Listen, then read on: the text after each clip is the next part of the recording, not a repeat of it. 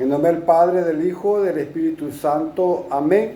Que la paz del Señor esté con cada uno de ustedes, hermanos y hermanas, en este día jueves 18 de enero del 2024. Estamos siguiendo el Evangelio de San Marcos. Hoy estamos en el capítulo 3, versículo del 7 al 12. En aquel tiempo Jesús se retiró con sus discípulos a la orilla del mar, seguido por una muchedumbre de Galileos, una gran multitud procedente de Judea y Jerusalén, de Idumea y de Transjordania y de la parte de Tiro y Sidón. Habiendo tenido noticias de lo que Jesús hacía, se trasladó a donde él estaba. Entonces rogó Jesús a sus discípulos que le consiguieran una barca para subir en ella, porque era tanta la multitud que estaba a punto de aplastarlo. En efecto, Jesús había curado a muchos, de manera que todos los que padecían algún mal se le echaban encima para tocarlo. Cuando los poseídos por el espíritu inmundo lo veían, se echaban a sus pies y gritaban: «Tú eres el Hijo de Dios». Pero Jesús les prohibía que lo manifestaran. Palabra del Señor. Gloria y honor a ti, Señor Jesús. Como siempre, la liturgia nos va sorprendiendo con tremendos mensajes. Hoy, todavía reciente, digamos, el bautismo de Juan en las aguas del río Jordán, deberíamos recordar el talante de conversión también de nuestro propio bautismo, que ni siquiera nos acordamos. Todos fuimos bautizados en un solo Señor, una sola fe, en un solo espíritu, como es San Pablo, para formar un solo cuerpo.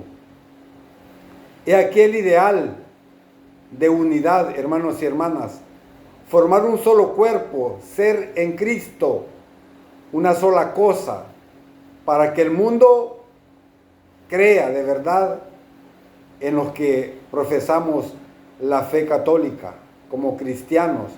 Es imposible pasar inadvertidos haciendo tanto bien.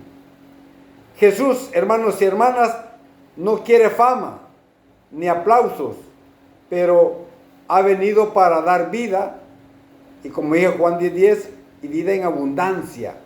Por eso lo que sigue tanta gente, que todos los lugares a donde él ha llegado, o ha llegado la noticia de lo que él hace, qué difícil, digamos, mantenerse en la humildad y el servicio cuando llega la fama. Es como una nube, o esa nube, podríamos decir, no se aleja de la realidad y no se impide, digamos, aterrizar de nuevo. Que el Señor nos dé a cada uno de nosotros la sabiduría y la fuerza necesarias para poder encontrar las formas de continuar anunciando la buena nueva. Este es el camino por el que llegamos, hermanos y hermanas, a la salvación: Jesucristo. O como dice el Papa Francisco, nadie se salva solo. Es necesario la comunidad cristiana. Por Jesucristo, por Él, podemos elevar nuestra mirada hasta lo alto de los cielos. Por Él vemos, como en un espejo, el rostro inmaculado y excelso de Dios. Su persona no es otra cosa sino amor. Los signos que realiza sobre todo hacia los pecadores, hacia las personas pobres, excluidas, como dice el Papa Francisco, y enfermas y sufrientes, llevan consigo el distintivo de la misericordia de Dios. A liberar a algunos, como dice el Evangelio, hombres y mujeres de todos los males terrenos, de la injusticia, de la enfermedad y de la muerte, Jesús realizó unos signos mesiánicos. No obstante, no vino para abolir todos los males aquí abajo, en la tierra, sino a liberar a los hombres de la esclavitud más grave, la del pecado. Jesús no vino a abolir el mal. El mal tiene que existir para que pueda surgir el bien. Y así lo dice el catecismo de la Iglesia Católica. Dice el Evangelio que le siguió una gran muchedumbre de Galilea, también de Judea, de Jerusalén, de Idumea, del otro lado del Jordán y de los alrededores de Tiro y Sidón. En el Evangelio de hoy vemos entonces como una gran muchedumbre de Galilea y también de mucha gente procedentes de otros lugares, se acercan al Señor y Él acoge y procura el bien para todos, sin excepción. Démonos cuenta de cómo a lo largo de los siglos los cristianos nos hemos dividido en católicos, ortodoxos, anglicanos, luteranos, y hoy hay otras ramas, episcopales y otras que hay, y un largo, digamos, etcétera, etcétera, de confesiones cristianas. Pecado histórico contra una de las notas esenciales de la iglesia, como es la unidad. El pueblo de Dios está dividido. Pero aterricemos en nuestra realidad eclesial de hoy, la de nuestras parroquias, de nuestros grupos cristianos, sectores y ministerios, movimientos. ¿Somos realmente una cosa? ¿O realmente nuestra relación de unidad es motivo de conversión para los alejados de la iglesia? Esa sería una pregunta.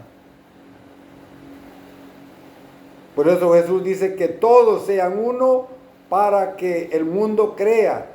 Pero si nos ven a nosotros divididos, ¿cómo la gente va a creer en Jesús? Jesús ruega al Padre por nosotros, por la unidad de los cristianos.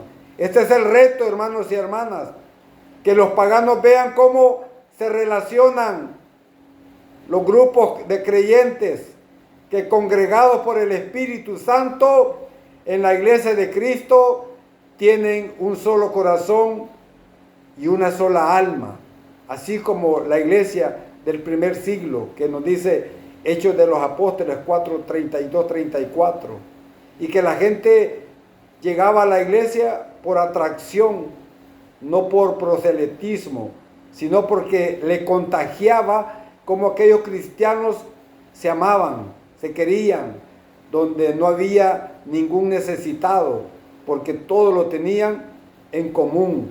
Recordemos que como fruto de la Eucaristía, a la vez que la unión de cada uno con Cristo, se ha de manifestar la unidad de la asamblea, ya que nos alimentamos del mismo pan para hacer un solo cuerpo. Por tanto, hermanos y hermanas, lo que los sacramentos significan y la gracia que contienen exigen de nosotros gestos de comunión hacia los otros. Estamos llamados entonces a trabajar por la unidad de todos los cristianos, no andar contradiciendo a otro porque cree diferente a nosotros. Tenemos que mantener una actitud ecuménica para poder dialogar también con los que no son cristianos católicos. Alabado y glorificado sea el nombre de Jesús. ahora y siempre, por los siglos de los siglos. Amén, amén y amén.